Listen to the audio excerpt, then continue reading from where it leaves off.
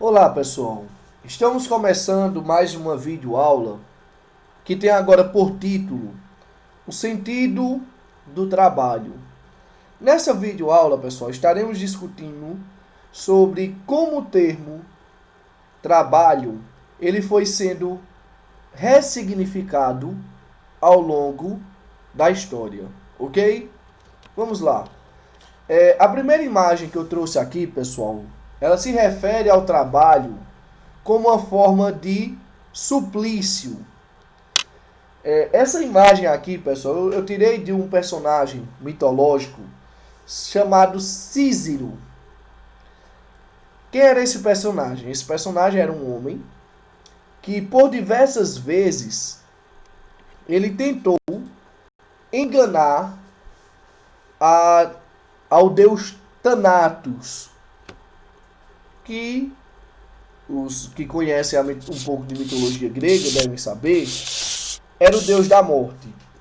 Sempre que Thanatos ia tentar ceifar a vida de Cícero, ele inventava alguma coisa e conseguia enganar a morte. Até que um dia a morte percebe as artimanhas de Cícero e, como uma maneira de se vingar da, do fato dele a enganar diversas vezes, ela o obriga a arrastar uma pedra até o alto de uma montanha. Sendo que todas as vezes que a pedra chegava ao topo, ela rolava montanha abaixo. E ele tinha que no dia seguinte levar a pedra novamente para cima. Ou seja, essa narrativa mitológica, pessoal, os gregos relacionavam ao trabalho.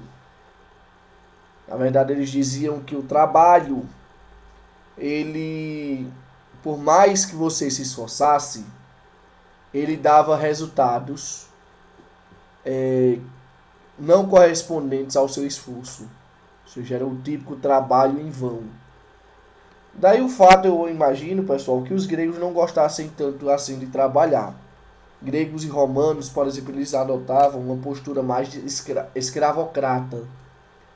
Preferiam escravizar outros povos a ter que de fato trabalhar.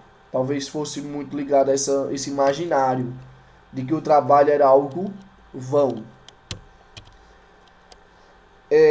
Puxando esse gancho, pessoal, por exemplo, desse imaginário grego, a gente também vai ver o trabalho como uma forma de escárnio. Se você pega a elite da Grécia, ou a elite romana, você vai ver que eles olhavam o trabalho como uma forma de desprezo. Eles colocavam os escravos para trabalhar, mas eles mesmos não se davam a esse hábito. Na verdade, era a partir, por exemplo, dos ricos proprietários que também era possível a plebe também viver sem trabalhar. Eu acho engraçado, é interessante, pessoal, que lá em Roma vai criar-se até um conceito chamado pão e circo, onde os líderes de Roma criavam jogos, corridas de cavalo, luta de gladiadores, para que a plebe se sentisse satisfeita, animada.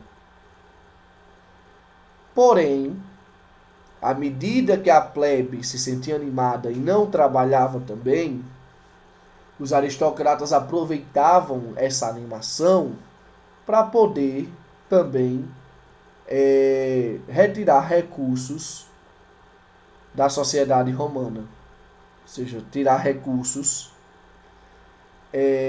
do império, da república. Ou seja, era um verdadeiro pão e circo. As pessoas se enganavam com as migalhas e terminavam muitas vezes se prejudicando quando se era analisado a complexidade do tudo. Os patrícios estudavam, davam-se aos estudos filosóficos, ao luxo, A plebe se contentava com pão e circo, e quem de fato trabalhava eram os escravos. É interessante, pessoal, que quando eu vi, por exemplo, essa questão do trabalho como escárnio, eu me lembrei de um livro que falava sobre o surgimento do feudalismo. E um dos elementos que explicava o surgimento do feudalismo era justamente esse escárnio. Você vai ver que quando o Império Romano ele está prestes a cair, é criado um sistema de colonato, e os plebeus que não trabalhavam e viviam a partir da política pão e circo, eles agora vão se submeter ao trabalho. E é interessante que quando eu estava a ler esse livro, o autor dizia que por um verdadeiro aviltamento surgiu o colonato.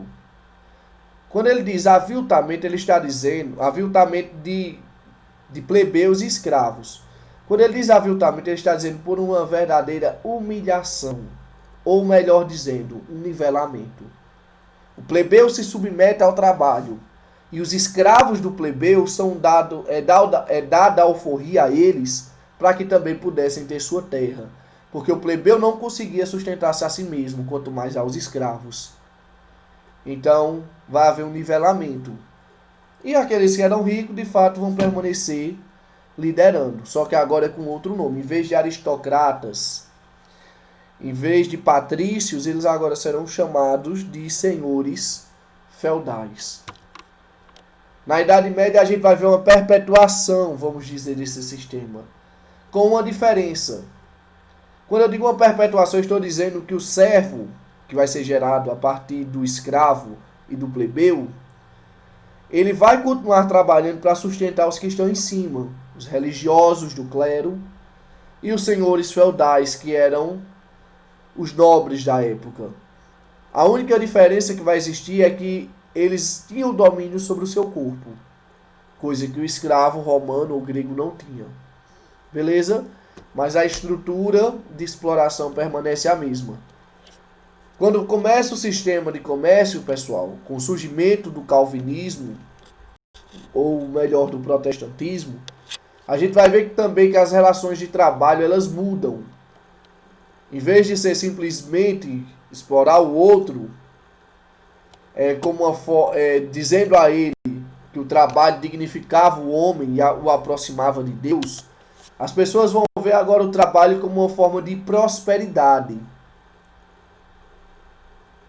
Por exemplo, os calvinistas que chegaram aqui, por exemplo, na América, mais especificamente na América do Norte, na sua maioria, né? Eles terão um pensamento que os teóricos hoje chamam de pensamento montanista, que baseava-se no explorar a terra e ser próspero. O símbolo da bênção divina era você prosperar financeiramente. Enquanto católicos condenavam a acumulação de riqueza, os protestantes diziam que a riqueza, o amontoar bens, era um símbolo da bênção divina. E começa toda uma reestruturação de exploração. A gente sabe que alguns terão a bênção divina e outros agora terão que viver sob o ponteiro de um relógio. Ok? É claro que existem outros termos, pessoal, ainda em relação ao trabalho, mas eu vou me limitar por aqui. Se a gente tiver outra oportunidade, eu pretendo ainda discutir um pouco sobre a necessidade do ócio, ou seja, do tempo livre para descansar, como uma forma também de você ganhar dinheiro. Beleza? Mas eu gostaria de me deter a essas informações. Qualquer dúvida em relação a esse conteúdo, vocês podem entrar em contato. Estou disponível lá no Instagram, Facebook, WhatsApp. Aqui nos comentários do YouTube vocês também podem postar suas dúvidas. No Classroom. Ou seja, há diversas plataformas que a gente pode interagir. Desde já agradeço a atenção de todas e todos. E desejo a vocês bons estudos.